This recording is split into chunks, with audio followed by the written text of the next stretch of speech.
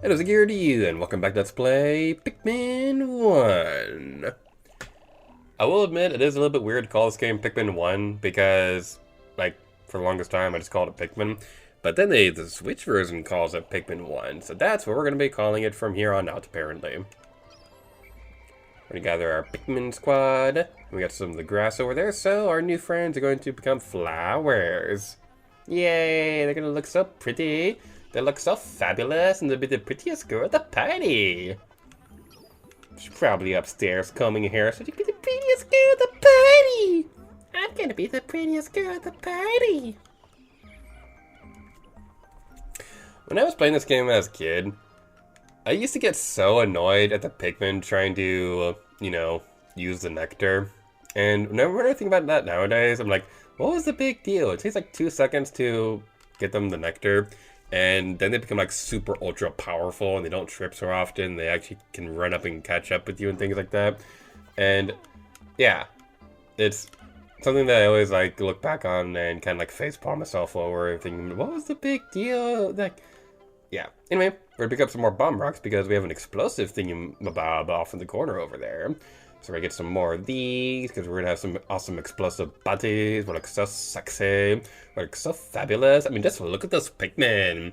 They look so hot. Like, oh my god. I don't know where I was going with that. Ah, crap. That Pikmin is a dead cause. Oh, wait. No, they're alive. Oh, yeah, they're alive. Okay, that's fine. I'm a little worried now, though, that we're gonna be, like, short one bomb rock, because I don't remember exactly how many it takes to knock down the bigger walls. Okay, why? Okay, there we go. Please be enough. Please be... Ah, get over here! That was your own damn fault. That was your own dumb fault. That was on you. That was on you, Frederick. I think Frederick was a red Pikmin, but still. It's the extraordinary bolt. I bought this incredible bolt because the salesman told me it's extraordinary quality that is yeah, that word, to the average person. Exactly what makes it so extraordinary is a secret, but just look at it. Extraordinary. I don't know what it is, but just pronouncing extraordinary like that, it's really funny to do when you're doing voice acting. So we got this giant screw, so now we could say screw this game. We're going to be going over here. We got one more bomb rock, and boom! Ah, what was that? Why'd you go so high? And why are you dead? Why are you dead? No! You survived the other bomb wall, why would you... Okay. Not looking great for our Pikmin population.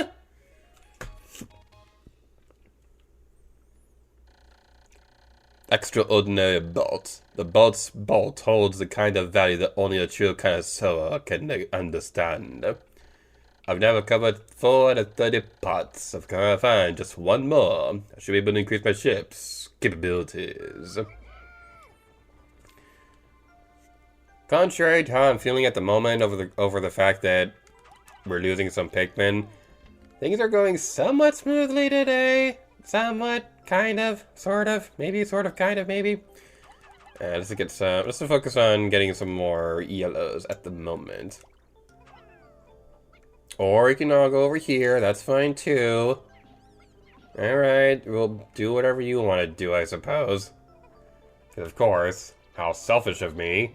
Let's do all the things that you... What are you doing over here? Steve, come on, get over here. That's what makes my Let's Play unique. Steve is a yellow Pikmin during my time playing Pikmin. It really is funny just how much the Pikmin fan base has kind of latched on to the idea of the red Pikmin being named Steve.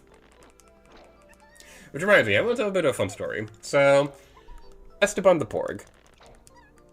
Whenever my friends at work ask me where the name came from, more often than not, they tell me that they thought that the name came from Esteban from The Sweet Life of Zack and Cody.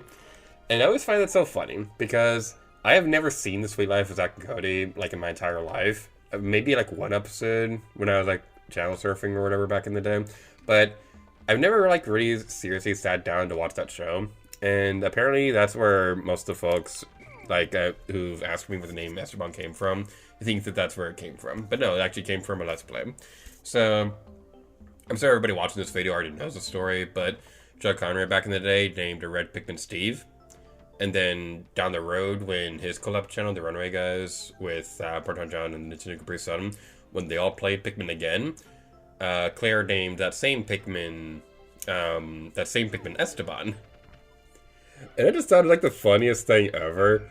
And that's kind of like the whole reason why Esteban the Porg kind of became a thing. And the reason why I picked up that toy was because, first of all, I love Porgs in Star Wars. Like, Porgs are my absolute favorite Star Wars animal. They're just so cute and derpy looking. But the reason why I picked up that specific Porg toy, like, specifically, was because when I was going through the store that, like, had those toys, that one was the only one that was, like, laying on the ground. Like, all the other ones were, like, nicely tucked on the shelf, but it looked like that Porg toy had fallen on the ground. And I was like, oh, I'll save you, buddy. You're coming home with me. And the rest is history. Esteban's my buddy now. And I know it might seem silly for like somebody who's almost in their 30s to latch on so much to a toy, but he's my little buddy. Like, if you have a problem with somebody who still likes plushies when they're an adult, you're not fun. I'm sorry, but plushies are awesome.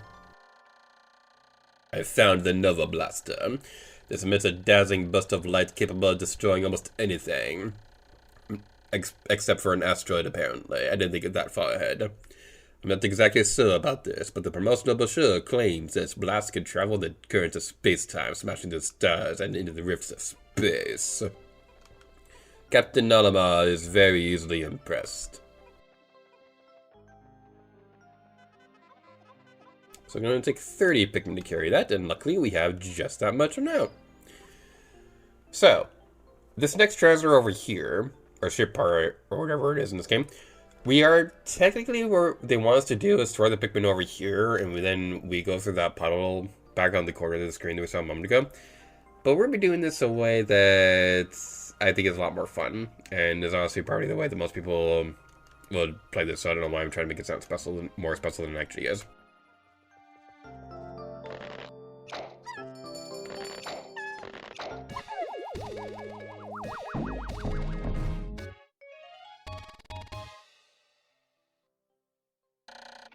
Nova Blaster. This is a weapon of such incredible destructive force that can blast the stars into tiny pieces. ... It has a strange allure. It's very good for making breakfast when you need to crack some eggs. I've now recovered 5 out of 30 pots, increasing the dolphin's capabilities. My search can now cover a wider area.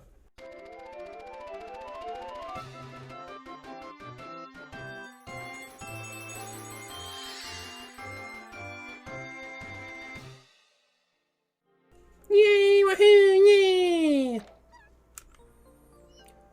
The fortunate thing about holding down the button to pluck the Pikmin faster is that Olimar doesn't go back and forth between the onions. He just kind of like stays in the one onion, and then you kind of have to still move him manually over to the other one to continue plucking the Pikmin. This wasn't something that they introduced until like Pikmin 2. And then in 3 and 4, like all the onions kind of like combine into one big one. So yeah, that's a thing. That's a thing apparently. That's a thing. That was a great way to describe that, Lady Gary, to you. Like, you are such a great person when it comes to describing things on screen. Whoa. How can anybody compete with you? Oh, look at this. We're throwing a thing on top of a thing. And now the thing is going up. And now the thing is going to fall down the thing. And the thing is going to be carried over to the other thing. So we can make progress in the thing. Ooh.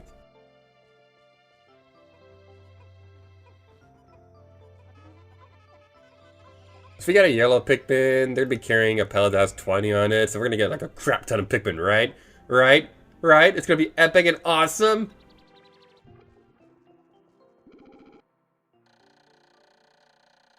I've made yet another Pikmin-related discovery. Just when I was about to exceed 100 Pikmin in the field, the onion stopped expelling seeds, yet the total number of Pikmin continued to climb.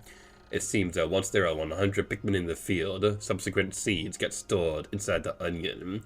Thus, no more than 100 Pikmin can be in the field at any one time in any area.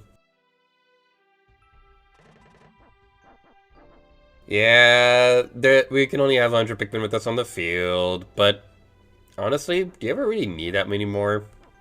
This is something that I thought that I've been thinking about for a while, because when I was younger, back before Pikmin 3 actually happened, and I was thinking about what I'd want to see in Pikmin 3, one of the bigger ones that I wanted to see was the number, like the total amount of Pikmin you can have on the field to raise to like maybe 200 or something like that. But honestly, what can you do with 200 Pikmin that you can't do with 100? I feel like if you do that, then you probably just need like a crap ton of more captains who can manage like a wider area. But even then, like, I feel like that'd be a bit too complicated for a game like this. And like, yeah, one of the more satisfying things about Pikmin is the multitasking. But even then, like, there's a limit to how much you can get away with this being satisfying before it becomes a bit too like overwhelming for the player. So yeah, the super fancy trick that everybody knows about that we'll be doing over here is that we'll be throwing all the Pikmin on top of the thing over here. The cliff. We'll be throwing them on top of the cliff. Stop saying thanks so much, Cater. What's kind of unfortunate about this version of the game that was so satisfying to do on Wii was that you could have Olimar like rotating circles like this to spin a lot faster, like throw the Pikmin a lot faster. The downside of that though is that does kind of still work on this version. I'm playing on the Switch version for the Let's Play. We'll talk about the reason why in a second. But the reason why it's a lot more satisfying on the Wii version is because the nunchuck had those ridges along the thumbstick, so whenever you'd like spin the circles around it, it would make like a little clicking noise, and it was just so satisfying. But the Switch Joy-Con like thumbsticks are smooth. It's just not satisfying to spin these things. It's a shock absorber. This apparatus counteracts the shaking and swaying that normally occurs during flight. It's smooth sailing with this in place, usually.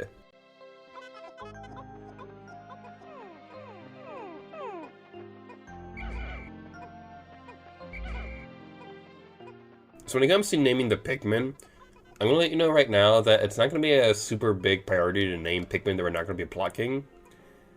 That being said, it's not as egregious of a situation as it was in Pikmin 2. Like, I'm going to try not to compare too much, these Let's Plays too much with Pikmin 2, because I do think that is like its own separate thing that you can be enjoyed separately. But yeah, with Pikmin 2, you had so many more Pikmin that it just would have been obnoxious to try to name every single one of them that were still in the onion. So I don't know exactly what I'm going to do with that in editing this Let's Play, if I'm going to keep that tradition of only naming the ones we actually pluck, or if we're going to actually go and make the effort to name the ones that are only living inside the onion. Shock Absorber. This nifty little device counteracts the shaking and swaying experienced in typical space flight. I've now covered 6 out of 30 parts. We can find just 6 more. I should be able to increase my ship's capabilities. Going back to the different versions of this game for a moment, the reason why we're playing the Switch version of Pikmin, I was debating about this for a little bit because I do personally consider the Wii version to be the definitive version of Pikmin 1. There's a couple of reasons for that, but the big reason is that I feel like the controls on the Wii version are just so perfect. Like, just being able to use the pointer to, like, aim the Pikmin is just awesome. You didn't really have the ability to aim independently from Olimar moving around on the GameCube version. And to a certain degree, you don't have that option in the Switch version either. But the big difference is that the Switch version, you can still, like, point around, move and things like that. But, like, look at this. I'm just moving the Joy-Con in a circle, and we can see just how unsatisfying it is to move around. It's not moving smoothly like it does on Wii. Like, if you take it off the grip, it's a lot more seamless like that. But even then, like, it's just not nearly as satisfying as it is on the Wii version of this game. So I was going back and forth over whether or not I wanted to do that, the Wii or the Switch version. I decided on Switch for a couple of reasons. One, we haven't done a Let's Play of this version yet, and we did a version of the Wii not too long ago, because on the collab channel with, Hi! It's you! Hi, you're playing Animal Crossing! Hi! I loved your Rosalina cosplay, you look super awesome! But yeah. On the collab channel game, we had Pink Garmin play through the Wii version of Pikmin, so it's not like there is a lack of a Wii version Let's Play that I'm involved in out there, like recently, that's like still watchable. But the big reason why I decided on Switch version is because this is more visually appealing. The Wii version, it definitely is a little bit... Okay, I don't want to say like the Wii version doesn't look good, because one thing that I love about Pikmin is that, yeah, the textures definitely do feel a bit flat, but it's still like a very satisfying game to look at. It's just that with the Wii version, it's just a bit more jagged, and whenever you're playing Wii games on the Wii U, there's like, I don't know exactly if it's like a darker filter or something like that, but they just don't always look right. So, the Switch version naturally just being a higher resolution, that's kind of like the big reason why I decided to go with the Switch version of this game.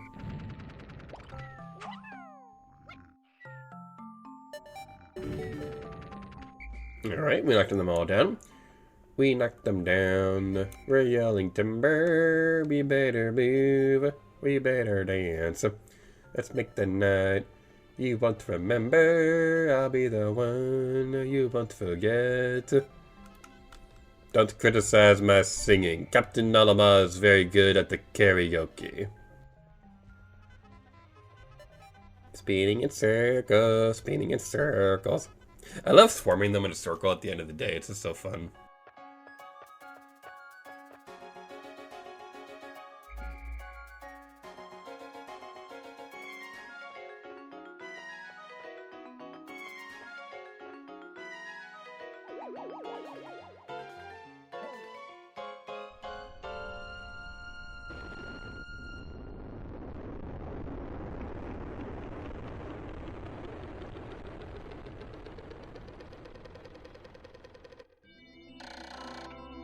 Three days since impact.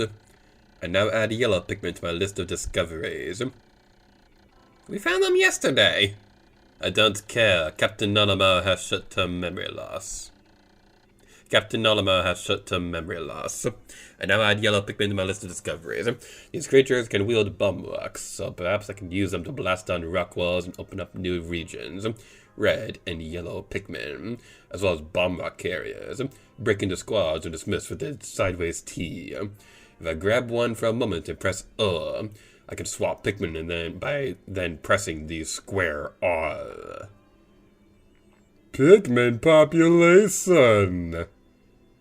We only lost 2 in battle, that's not too bad. We Sprout 76, that's a Fallout game. The only reason I know that is because one of my old roommates played that game all the time in our living room, and I don't know anything about Fallout, so yeah, that was a interesting time. Now taking care of all that, we're in this video off here. Thank you guys so much for watching the video for Pikmin 1, and next time, dedicated to you. Oh yeah.